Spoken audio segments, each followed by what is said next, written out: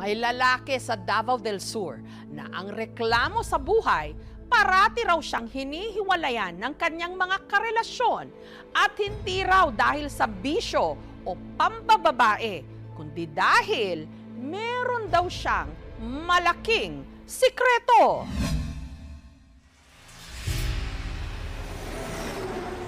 Nakatakdang maging malamig ang Pasko ng taga Davao del Sur at construction worker na si Jimmy. Hindi niya tunay na pangalan. Takot na raw kasi siyang umibig pang muli.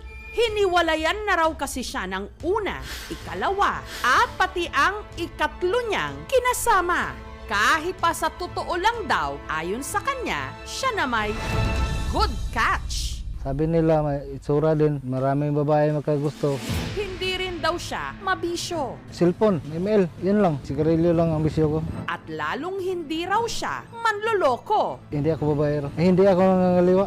Pero bakit nga ba si Jimmy, pagdating sa pag-ibig, laging sawi? Hindi na siya masaya, nasaktan siya, ayaw na niya. Taong 1999, nung nakilala raw ni Jimmy, ang babaeng unang nagpatibok ng kanyang puso. Itago natin siya sa pangalang Emily. Sina Jimmy at Emily bumuo ng sariling pamilya sa Cebu kasama ang tatlo nilang mga anak. Pero taong 2013, nagtrabaho sa Bataan si Jimmy. Dinala kami ng kontraktor namin doon. Pag-uwi niya ng Cebu, ramdam ni Jimmy na ang relasyon nila ng kanyang misis tila tumamlay. Talik naman kami, ramdam ko na wala siyang gana. Sinabi niya sa akin mismo nga ayaw na niya, hindi siya masaya. Madalas din daw silang magtalo. Nakakasakit ka eh. Nagalit siya, wala daw akong utak, bubo daw ako. Doon na umpisa na wala nang gana ang pagsama namin dahil pulo lang, sermon.